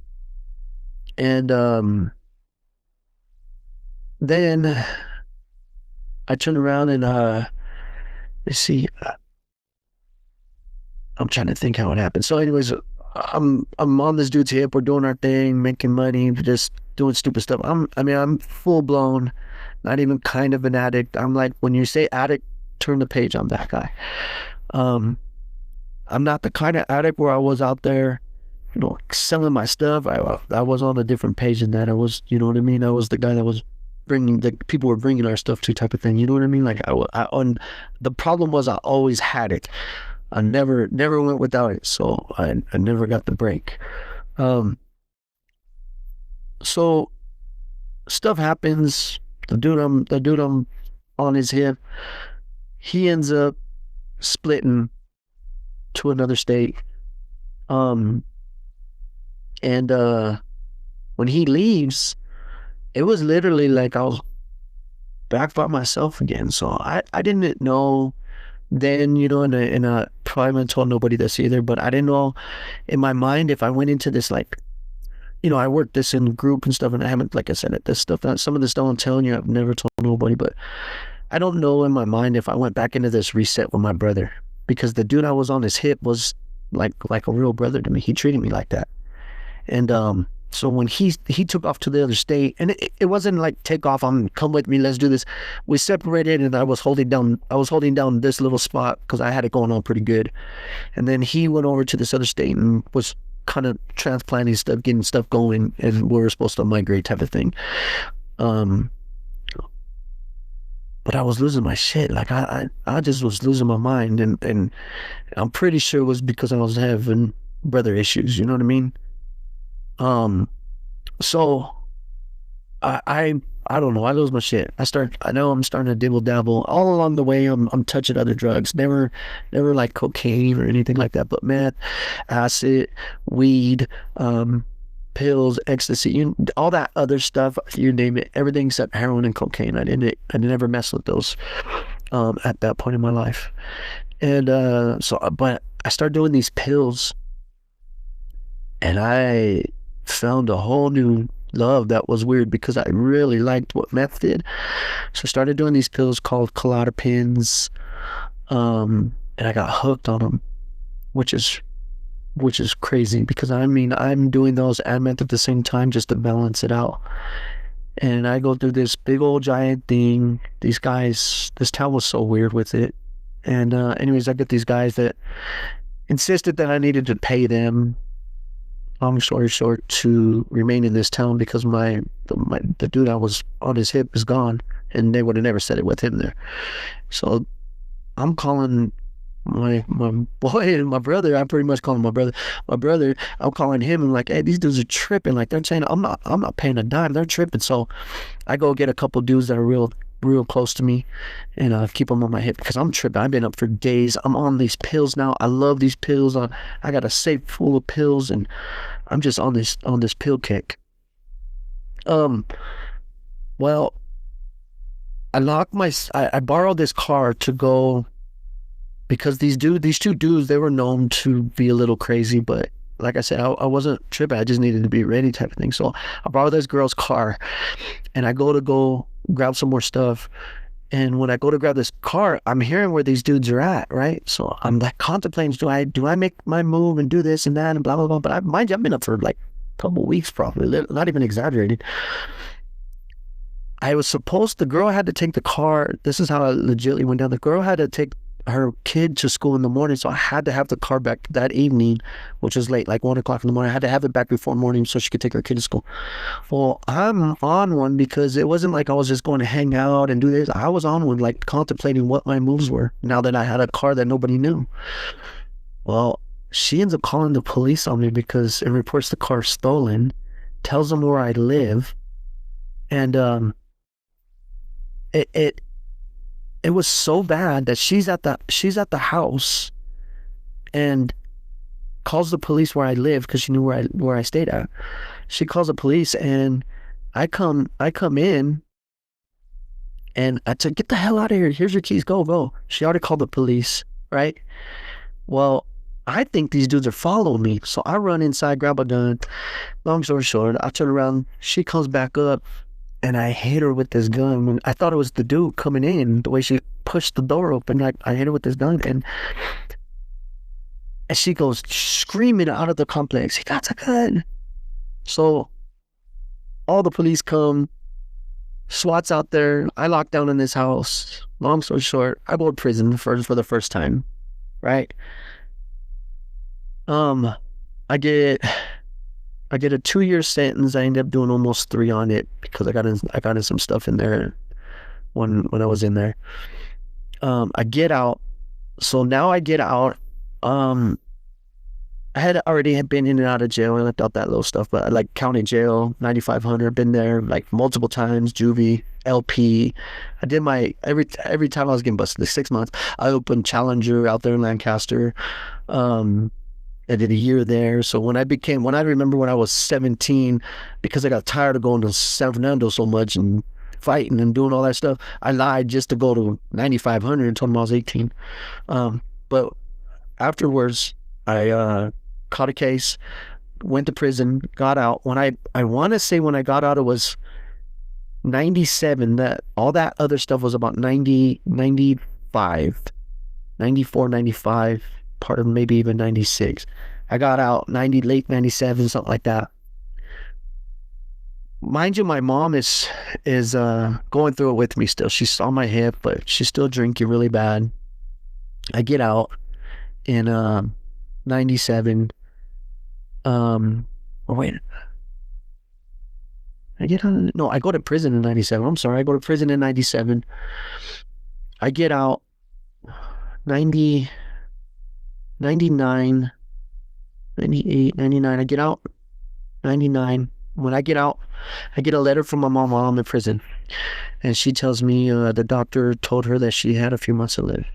Um, and she had gotten these letters before while I was doing time, and she was like, I'm not going nowhere, son. So, but for something was different this time, you know? So I went home, and they had moved to another little house, which I didn't know about because I was too busy running the streets. I moved into a little house. She gave me $1,500, a car, and she put a little trailer on the property that she was living at. And it was probably one of the greatest things I think my mom's ever done, and I think that's what she wanted me to remember. Um, because I never felt like that from my mom. I was so angry with her, but I remember her giving me the money, giving me the car, and giving me this little trailer which is on the property, and hoping, and I know, hoping that I would stay there, and I did. I did, and I stayed clean. Um, and I went back down. I heard my brother was getting out himself, and I went down and met up with him, and we we packed. We were gonna stay sober, and we did. We drank. We drank like fish, but we drank. My mom drank, and I had some really good times, and I know he did too with my mom. We drank and we sat by the fire, and we had some really good times up there with her. And it was a really some big moments. So this one particular day, um, I woke up and I walked inside, and they had a 1 bedroom at this point. I walked in to use the restroom, and I was like, I don't feel good. I think I need to go to the hospital. And this is in April of April of '99. I could almost tell you the day. I want to say it was like April 12th. Yeah, April 12th, April 11th, April 12th of 1999. I walked in and she's like, I don't feel good. I think I need to go to the hospital. I was like, all right, well, let's go. We take her down to the hospital. They admit her right away. Well, when I went in to go use the restroom, I went to go pee. I looked and there was like literally, if you could see it much in my head, there was literally that much foam in the toilet. I didn't know what the heck was going on. Foam, like from, when you pee, there's a little bit of foam. This was foam, like thick foam in the toilet. And I turned around and we took her to the hospital. They admit her. Oh, what's going on? So they're like, her liver's shutting down, this and that. Okay, fix it. So doctor comes and sees me later on that day. She's been in there all day. Doctor comes like, hey, we ran the test. Her liver is just done. There's nothing you can do. I'm like, well, we're the same blood type. We both have hemophilia. Like, we take some of my liver. Is that possible? It is possible. It is. But the problem we're having with that is that everything's so polluted that I don't think that a piece of your liver would take to her liver. All right. So now what? Well, she's gonna die. And here we are again. I'm sober again. And I don't know. I remember sitting there with her. I remember I called up my brother and I told him I didn't know what to do. I messed up. I really messed up this time, you know. I shouldn't have been the way I was to my mom, you know. So there we go with the regrets. And I kept just telling her I was sorry and I didn't want her to die remembering the shit I put her through. And so, how long we got, Doc? I don't know. You're lucky a week. A week? Fuck. I don't know. And so I'm there every day, all day. And I know some of you guys are gonna think this is horrible, but I was sitting there on the second day. And I'm in there and she liked these tuna sandwiches. I was like, well, what do you want, Mom? And she was like, oh, I really want a tuna sandwich and a beer. Oh, this woman's on her dying deathbed. And I would have got a tuna sandwich and a beer. And in my head, I just thought, like, I just wanted her to be happy, you know? I know it sounds stupid. And I know it, maybe it seems really messed up, but I still stand by it. You know, that's what she wanted. There wasn't, don't give her the beer, she felt gonna die type of thing. She was gonna die. So I sneak in the beer, I bring the tuna sandwich, and I remember her talking, and she was so happy. She went to the bathroom, drank the beer, ate the tuna sandwich, and we sat there and talked. And it was probably outside of the day I got out of prison. She gave me all that stuff. It was probably one of the coolest days I ever spent with my mom that I could remember. That was good. You know, she told me so much stuff I didn't know. Told me about my dad. Told me just everything, just so much stuff. And it was like, again, here I am thinking, oh, now you're dying, and now you're telling me stuff. Same my brother, same thing. I don't want to hear this shit. And this is day 2. Call my brother, I'm telling him, he's like, damn, dude, it sucks, man. I'm sorry. You know, he's there, but he spent some time with my mom, but let me stay with my mom. And so this is the afternoon of the second day. We sat there, we watched TV. She liked to watch soap operas. Those were huge back then. So we're watching a soap, and it's around 4 o'clock, I think, 4 or 5 o'clock. She looks over at me and she calls me my brother's name. She's like, David, give me this. My mom's always been bad with names, so I just blew it off. Got it. Sat back down, and she goes, go tell my mom that I'm here. So I thought she meant go call. So I did. I went and called my grandma because I hadn't called my grandma at this point. I don't know why. Went and told my grandma prayed with me on the phone, and I told her. She's like, what are we gonna do? I was like, I don't know. I have no idea what I'm gonna do. And I was so not ready for this. And so I told her. So I went back in there and told my mom, I was like, hey, you know, we need to talk. She's like, oh, I'm tired, blah, blah, blah. I was like, all right, get some rest. So I went downstairs, got something to eat. Come the morning, this is the 3rd day. Come the morning, my stepdad shows up. My mom and him start arguing. And they're arguing, I walk in. And he's upset because my mom took off her wedding ring and handed it to me and said that that's what she wanted to leave me. And my I was I was tore up when she did that because I know that she realized that she was gonna die now. You know, like it meant something to her. I took the ring and I told her I was like, all right. But my stepdad was so upset, and because she's already divvying up stuff at the house, like take pictures, take the TV. I'm like, I don't want nothing. You know what I mean? I just wanted my mom at this point in my life, and so he storms out. He goes downstairs. I'm going downstairs. So he goes downstairs. I stay with my mom and talk to her for a quick minute, a couple minutes.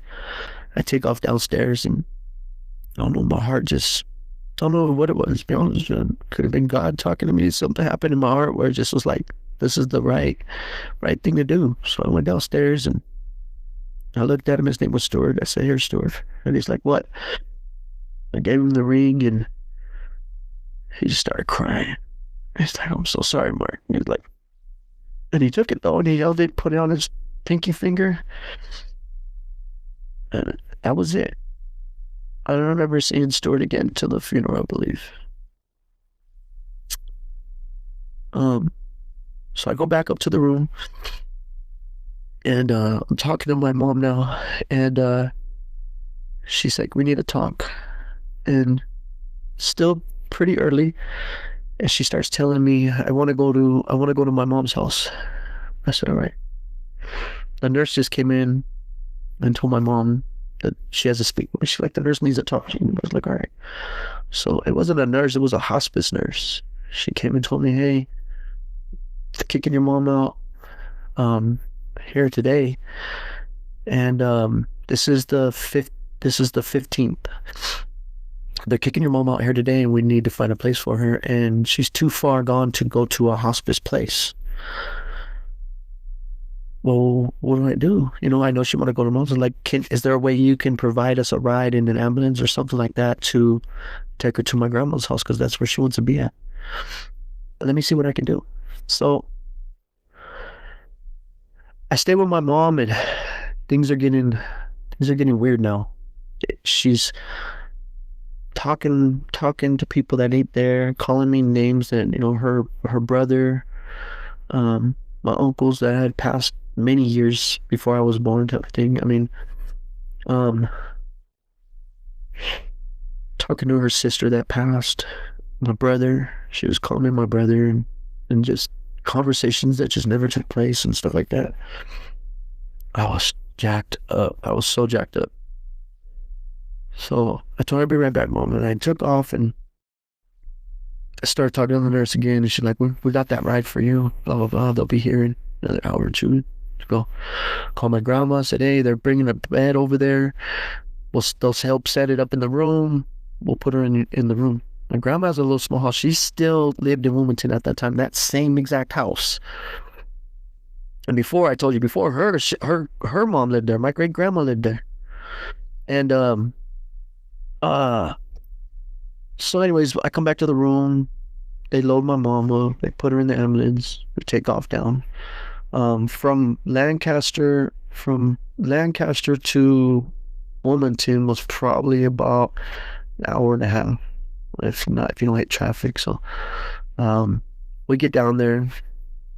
My mom's she's so bloated. Like, it's so bad. Like, her water retention was just insane. So they get her on the gurney. They take her into my grandma's house. They put her on the bed. The last thing I remember my mom saying was that we had to talk. And everything else has just been gibberish. And she's there, and my grandma starts making some eggs. And she gives me the plate of eggs. I put on the soaps. It's like these afternoon soaps on the TV my grandma had at the end of the bed for my mom. And she's staring at them.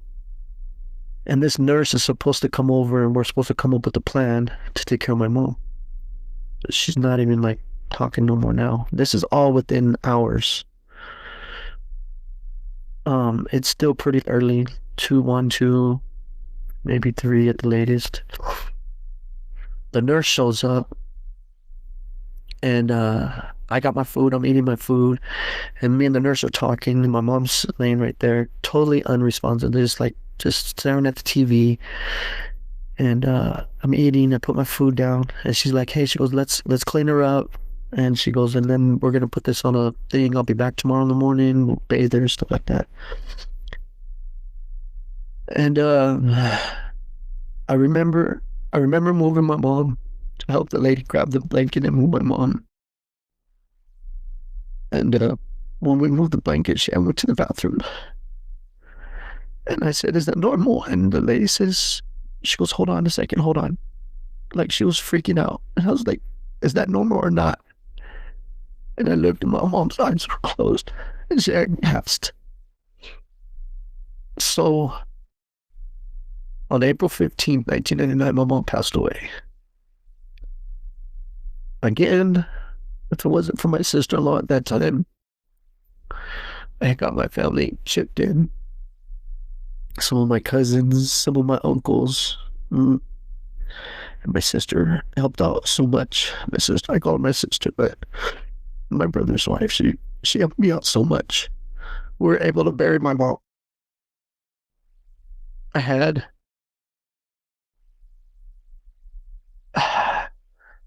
it's again, I barely remember the funeral. I do remember it, but not very much. I remember the people that were there, and I remember drinking outside a beer with one of my cousins and telling him that I had my best friends as pallbearers, that I couldn't even find people to be pallbearers at my mom's funeral. And yet I have hundreds, bags and bags of pictures here with family and stuff. It's crazy. But anyways, she passed. We buried her. And this is 99. I went back to using again. No, I'm lying. I'm lying. I'm lying. I didn't go back to using. I stayed sober. October, my brother got locked up. I was drinking here and there, nothing super crazy. And then I was on one. My mom had just died. I lost everything, I felt like. I mean, when I lost my brother, I didn't have the rage that I had when I lost my mom. When I lost my mom, I remember beating up this guy for no reason because I was just so mad at the world. I remember it so vividly too. And my brother at the time, the guy that I told you I sided up with, I he ends up getting in trouble for a case he had, Colorado. He taken off to Colorado. This girl I'm dating at the time, I ended up moving in with her and her parents, and I'm still sober, clean, occasional drink every now and then, working, got it together, trying to figure out where the hell life went wrong. And I'm literally like putting it together, working. So that was October. When October came, he's out. This is October of 99. I come to Colorado. He tells me, "I'm out here. Come on. I got a job lined up for you. Let's do this." I was like, "All right." I'm on parole from that prison still. I turn around and I come to Colorado because I'm at the end of the parole pretty much. My parole officer knows I'm out here. There's little stories in between there, but nothing crazy. But I come out here, they send me a letter that I'm discharged, everything like that. I'm still doing good. I'm doing framing houses with him. Things are going good. Well, the guys we're framing for are using, and yeah, I fall right back into it. So now 99, 2000, I'm using right back into it, if not even crazier now. And I'm full-fledged selling every day. And now doing it right, I'm like, I got a lawyer, I got I got bond money, I got my brothers bonding me. I mean, I'm just going at it. And I'll come bring this to an end. I'm so sorry this took so long. I remember coming. Yeah, I was out here for a year. So 2000 and that was 2000. 2001. I catch the ultimate case of all cases: high speed chase, gun, drugs, all that stuff in the car. But I told my brother this, and when I say my brother, I'm speaking about the dude I told you I signed it up with. His name was Henry, by the way. Um, I I turn around and I remember we were doing so much, but I remember when I'm in this high speed chase. And don't get me wrong, I always loved Henry. I didn't have no kids at this time. I didn't really have nothing. And I remember it was about a good 20-minute chase. Just big speeds, 120, 130 miles an hour coming down I-70. And I remember thinking to myself, I had a passenger thinking if I didn't have this girl in there, I didn't even care. Not that I wanted to kill myself, but I didn't even care if I died. I had nothing. I was telling myself that the whole time I'm driving down this freeway. There's something bad's gonna happen. I don't even care. I don't even care. And I'm looking you dead in the eyes and telling you, I don't know if any of you ever went through that, but I legitimately, wholeheartedly did not care what happened to me at that point in my life. I felt like I had nothing left. Nothing. If she wasn't in the passenger seat, it probably would have went differently. So they popped the tires and got me. But I go to prison. I get 10-year sentence. I had caught a bunch of cases in between that before I did that high-speed chase, and they all caught up to me. So I got 4 years out of one Arapahoe. I got 3 years out of Aurora. I got all these cases all over the place that I was bonding out for on probation and stuff like that. They're already concurrent. I'm 3 years into my 10-year sentence at a big case that I had messed up. And they caught up to me, and so I go to Jeffco, and they sentenced me to 13 years as my governing sentence. And I take the 13 years. And mind you, I'm already 3 years in. And the judge tells me, because when I got in there, I remember like, I'm done. I want to be done with this shit. Like, you know what I mean? Like, I went from wanting to not care about life to 3 years in, like, I didn't really care what happened, I should say. I wouldn't say I was done. I just didn't care no more. Like, I was in there, and I had no family. Brothers locked up. Like, I had no family. I had nothing. So I'm like, what am I going to get out to? I don't know if you have ever felt that. Like, I didn't know what I was going to get out to, man. I didn't have a house. I didn't know how to work. I didn't know how to do nothing but sell drugs and just be miserable. You know what I'm saying? Like that's all I knew. So I didn't care. So I'm still doing classes though because I want to get out. I don't want to be in here for 7 years on a 13-year sentence. So I did anger management. I got my GED. I took computer classes. This is all in that 3-year span because some of the dudes in there told me, hey, he went out. This is what you got to do. And I'm like, shit, I don't want to be in here. I want to still get out. Even if I get out back to the same shit, I don't want to be in here, right? Nobody wants me in jail. So when I go get this 13-year sentence that I didn't know I was going to get, the judge sees my file and he goes, hey, what have you completed? And then I said, my GED, I've got computer classes, I've done this, done that. He says, if you stay good for 1 year from this today, he goes, I'll knock it back down to a 10-year sentence. You just come back, reconsideration, I think it was called. I'll let you come back for a reconsideration to drop it to a 10. I said, bet. So I was good. Didn't get in no trouble. Stayed, mind my business. Started working out because I knew I was going to do about 5-6 years, something like that. And go back. The judge kept his word. Had a 10-year sentence with 5 years parole. Working out, doing good. I talked to Henry in between. He's like, dude, you got to come to this program. Pier 1 was the name of the program. I don't know if, be honest with you, if we're being honest right now, I don't know if I was with it. You know what I mean? Like, I'm coming up on 5 years in this place and then go do 2 more years in a rehab is what I heard it was. I'm good. I think I'm rehabilitated. I'm good. And every time I talk to him, he's on me. You got to come to this program, man. It's going to be life-changing. Yeah. But I always listen to this dude. I always have since day one. He could have told me to go do a fire. I would have went do a fire with him. He was like that.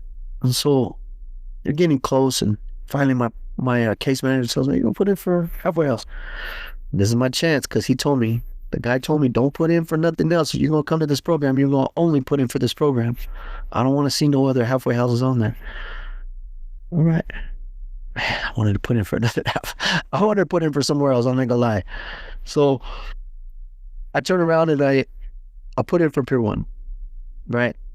And I don't hear nothing. I'm like, dude, now I got to wait another 6 months because they didn't accept me. Whatever. Go back to the cell, go back to working out, go back to living my life, waiting for my brother to call and writing a letter so I could call them. Hey, man, what you signed me up for? Because this place ain't even taking me. All of a sudden, one night, they knock on my door, roll it up, you're out. Where else got me going, right? I was like, so I lined it up. I go downstairs, I roll my stuff up, go down, they pick me up. I go down to, I don't know what the hell it's called, Camp George West. And my brother's in the car with this dude picking me up, man. I was like, what the hell? So, long story short, we're finished all this up. I ended up going to the Pier 1. And, man, I'm going to tell you right now, it was probably one of the greatest programs and things I ever been through my whole life. People talk crap about that program, but I'll tell you what, it changed my life. It really, really did. It taught me this right here that we got going on is because they help with that foundation. I promise you, they had a piece of the foundation that I have structured in my life, and I'm so blessed with them, you know, to have them in my life and show me the things and work the stuff that I talked about on here. And was able to talk about it, because without them, I wouldn't have been able to do this. There's no way. I was already, you know, I tell everybody that does interviews on here about being nervous. I was nervous, you know, I was scared. I was nervous. I'm still like that, you know what I mean? But it's hard when you talk about your stuff and you get down to the dirty, nitty gritty stuff. And so anyways, I did the program, graduated the program. Man, it was awesome because they taught me how to work. I got a job. Henry got me a job where he was working at doing trees. I started doing trees. I loved it. And then one day he was like, dude, we got to do this for ourselves. And we went on our own. And, that was 20 years ago, you know, literally we started Live Walkers for me 20 years ago. And, that's all we've been doing. And it's been a blessing. You know, I've had my children. I've had a couple kids. And my beautiful children have supported me through every move I make. You know, I got married once. I got divorced once. I bought a house. All along in this 20 years, I could tell you a whole nother 2 hours worth of stuff. But what I will tell you is this: it was all well worth it. Getting clean, going through life with a different frame of mind, and where I'm at today, I wouldn't trade it for the world. And feeling the way I feel is what got me here today to do this with you guys and wanting to do it for other people. You know, and I know this is a long video, and I hope it helps somebody. And I'm sorry if it wasn't what you were looking for, but you know, that was pretty much my life. There's a lot of, obviously, you know, a lot of 40 years would have 40 years, a lot of stuff happened, you know what I mean? But I'm 47, but you know, I'm talking about from when I was like 6 or 7. So I mean, you know, but this is I wanted to do this tonight because I wanted it to be personal, you know. I wanted to share. So when I asked you to share your stuff and your problems and the stuff that you're going through, because I want to save somebody's life, you know, and if somebody can see that all that crap that I went through, that we can make a difference and we matter, you know, that's gonna be worth it. If I could save one person tonight, man, can you imagine? You know, I really believe that, and I've been wanting to do this for a long time, and I've been blowing it off because I say all kinds of excuses. I don't have the time, but I'm making the time, and I wanted to do, like I said, I wanted to do this to show you guys that I'm so dedicated to doing this. that we're gonna go, and I want to take you guys with me. Like this is serious. I want you guys to feel what I'm gonna feel, and I know when somebody's telling me, and I'm already been getting it. I get these messages, man. Oh my God, thank you so much. I really needed to see that video. I I I I needed to feel that, you know. And I'm gonna be honest. We're being honest tonight. I'm gonna be honest with you. I I needed this. I needed this tonight. And sometimes we were just talking about this other day that you the person that's doing the interview, not only are you saving somebody's life, but you're saving your life, your own life as well, and you're continuing to strengthen your recovery, because doing this gets that pain out, talks about it, get it off your chest, get it out there for the next person, but for you as well. You know, it just strengthens your stuff. It really does. And I'm a firm believer in this, and I'm going to keep doing it, whether we have 10 followers or 2 followers or 1 million followers. It doesn't matter. I'm going to keep doing it, and we're going to keep going, and we're going to grow, and we're going to keep doing it, and we're going to grow, and we're going to save lives. And before you know it, we're going to be the talk of the town, guaranteed. You know what I mean? We're going to line some stuff up, radio shows, interviews, all that. All right.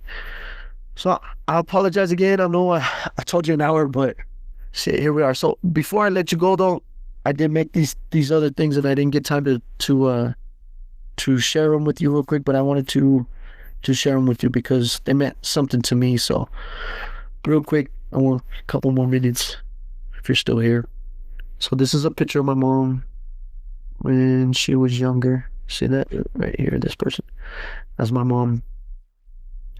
These are pictures of my mom when my mom was a model. Like, I'm gonna tell you that right now. My mom was a model. She did modeling for a while, and alcohol really took that from her. The pictures I'm gonna show you is in her younger days, and you're gonna be like, "What the hell?" I don't know. Oh, I got this too to show you guys. Anyways, these are some pictures of my mama on the bottom on the couch. I'll show you that right in here in a second. That's my mom in the striped shirt, obviously. The same. To my mama. And I just want to show you these pictures because, you know, obviously they mean something to me, but the fact that, you know, we don't know where drugs and alcoholism is going to take us.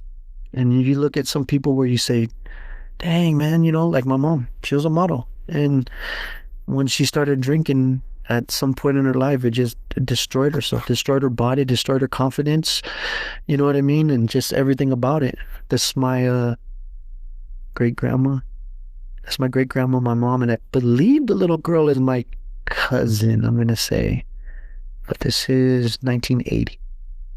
That's my mama. I'll show you a couple more. Got my mom, my great grandma, and my cousin's still on here. You're gonna like this one.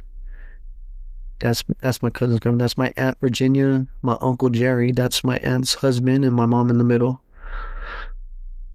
That's a pretty cool picture.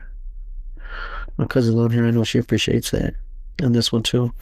This is not my mama, but this is my mama, my grandma, my great grandma, and then that's my cousin Margie right here where my pinky is at.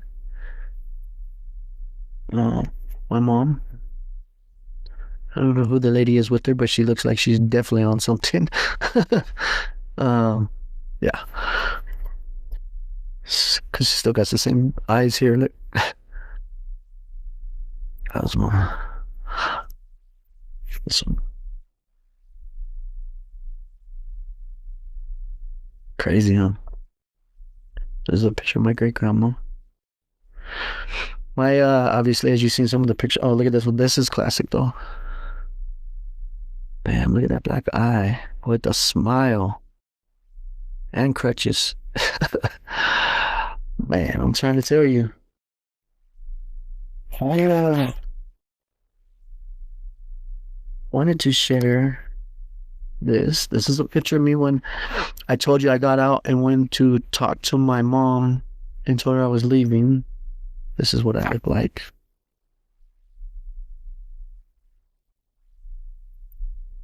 Drugs will do this. And tonight I have something else I want to do before I let you guys. Oh, here, I got this too. I want to share this with you. So my grandma owned a bar. She was super known in Baltimore. That's where my mom and my families come from. From like my mom and my grandma and all them. They came from Baltimore to California. Way before obviously I was born. This is a book, a pamphlet that I was fortunate to get after my grandma passed, which I lost my grandma a couple years ago. Which was another trip. You know, during that, I told you a lot of stuff happened in 20 years, but one of the big things was I lost my grandma. But I have this book, and I don't know. I'm just gonna show you the. Let's open it real quick. You guys not here. You're not here. Like, so, anyways, I don't know if you can see. It's like this book. It says on the bottom. It says the Playboy magazine. I don't know. Pretty sure it's not the. Oh shoot. Never mind. It might be. Whatever.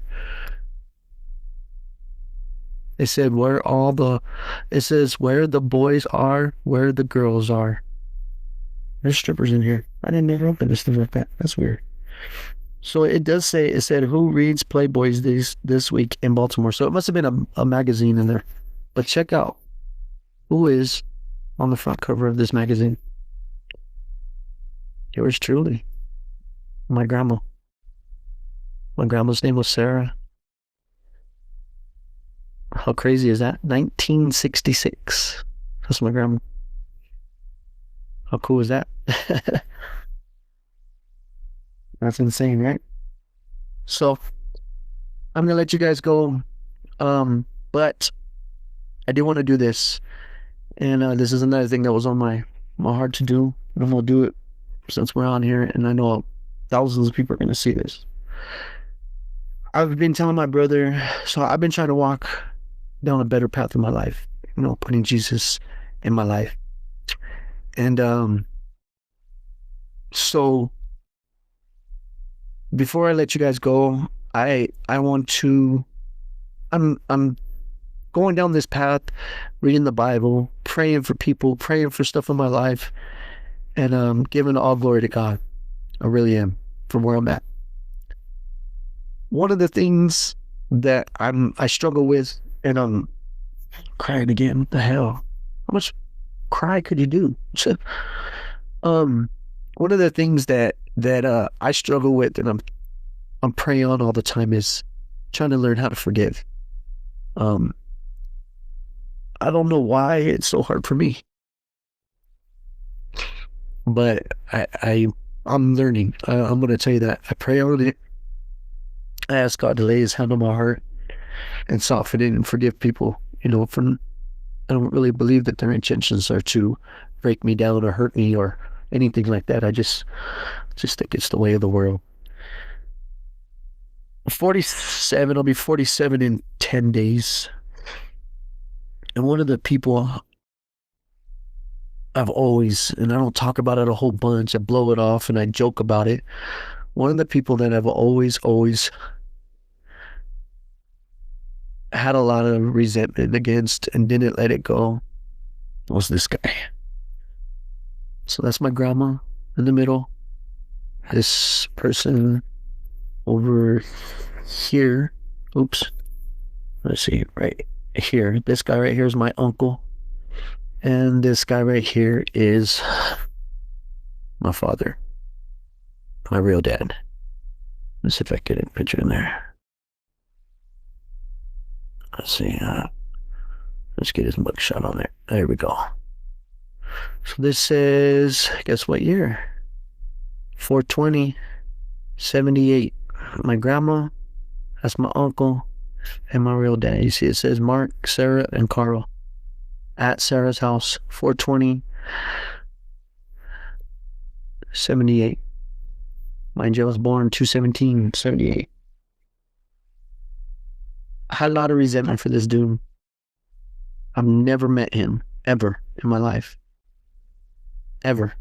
I got to talk to him a couple times and it wasn't good. But tonight, in front of you guys, I forgive you, dude. I do. I wholeheartedly forgive you. I do. And I mean it. And I know you were young and you made mistakes, but I forgive you. I was taught that just because I forgive you don't mean we need to hang out. So that's where that's at. I do though. And I needed that because that's one of the ones I don't talk about much. You know, I have a lot of little stuff that goes on in my life that's I'm working on, but that's a big one. I promise you guys. Anybody that knows me knows it. And I swear to you on everything I love, God is my witness. I forgive you for leaving my mother the way you did. I forgive you because my life could have been different. My mom's life could have been different. But that's why I held that resentment. And you know what? I thank God and I prayed on it. And you know what? Because of you, it's probably why I'm sitting here today. So I wouldn't be the man I am without it. So thank you everybody for tuning in. Again, I'm so sorry this went 900 years. I didn't mean it for it to go that long. Sorry if I bored anybody, and I'm sorry if you guys, if this didn't reach you guys. That wasn't my intentions. So again, I do apologize for going so long. I didn't mean to. I wanted you guys to know everything, and that's pretty much everything. Meat and potatoes, everything. There's all the major factors in my life: people passing, dealing with stuff, drugs. There was a lot of war stories in there that I left out. But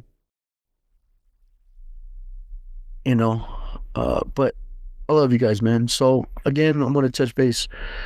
Beyond the Struggle .life website's up. You guys want to check it out? It's nothing huge, nothing crazy. Just set up. We're gonna keep adding to it, and share the page, share this video if you guys like it. No matter. I'm gonna post it up on YouTube and add it to the videos. We're on Spotify as well. If you guys didn't know, we're on Spotify, YouTube. We're kind of on TikTok. I got to get with Rachel because I'm not sure how we're doing that. I do have an account there though, but because of the stuff that's going on there, I don't know what's going on. But right now, this is our home base right here for now. All right. Thank you guys. I'm sorry I didn't get to read the comments. To everybody that did join in tonight and watch this all the way through, man, you guys are awesome. I appreciate you, my family, my kids, my fiance, my brother Henry, all my friends and family.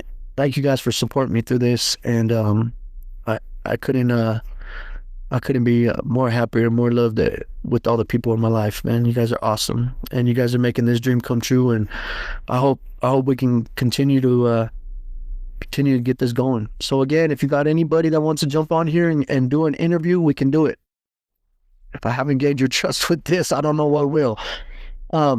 Anybody struggling with addiction, anybody stuff like that, let them reach out. If I can't help them, I'm gonna find some help for them. So let's do it. All right, I love you guys. Thank you guys. And Sunday we'll be posting another video. Thursdays and Sundays, don't forget, new videos come up. They'll be on the Beyond the Struggle page, and YouTube. If you can't get on here, just go to YouTube. They'll be on YouTube. All right. Thank you guys. Appreciate you. Love you. All right.